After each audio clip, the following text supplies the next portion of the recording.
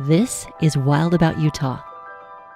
Years ago, I was flying in an airplane headed into Salt Lake when the captain came on the intercom and suggested we look out the windows. Below us was a truly huge hole in the ground. This was my first look at the Kennecott open-pit copper mine. In 1847, when Brigham Young and the first Mormon pioneers arrived in the Utah Territory, this bit of land we were flying over was an 8,000-foot mountain, part of the range the Native Americans call the Oquirrhs. Back then, two brothers were grazing their cattle on these hills when they noticed some gold that had washed down the mountain and settled in a sandy stream bed. They took the gold and showed it to Brigham Young. Brigham Young told them to forget it. Growing food for the survival of the settlers was his top priority. The Bingham boys went back to grazing cattle, but by 1873, the news had gotten out that there was gold in these hills. People started to move in, many of them recent immigrants. The Finns and Swedes settled up Carr Canyon, while the Austrians and the Slavs settled near the Highland Boy Mine. The town of Bingham grew up around 30 saloons, many brothels, as well as boarding houses where single men rented a room and took their meals. I really enjoyed reading a memoir written by Violet Boyce, whose Aunt Becky ran one of these boarding houses.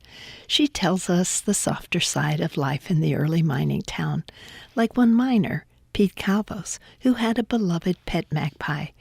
Now, this bird was the chief suspect when Aunt Becky's thimble, teaspoons, and jeweled pin disappeared. Aunt Becky got so mad she took the bird outside and told it to get. Pete moped around the house until the bird returned. Luckily by then, Aunt Becky had cooled off because some repair work on the chimney had revealed the magpie nest and all the missing items.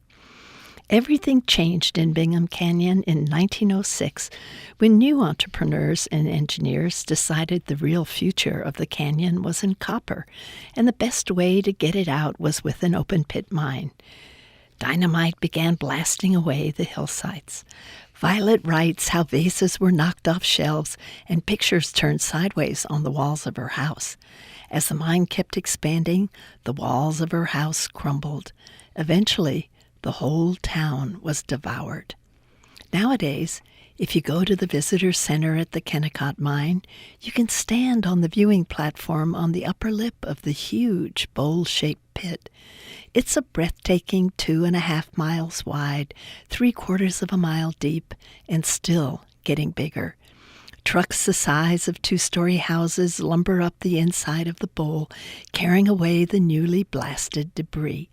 It now takes 2 tons of this mix of rock, dirt, and ore to eventually produce 9 pounds of pure copper.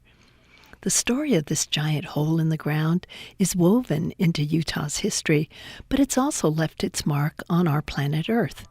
The Kennecott open-pit copper mine is one of a handful of man-made structures that can be seen from the International Space Station as it passes over us 250 miles away.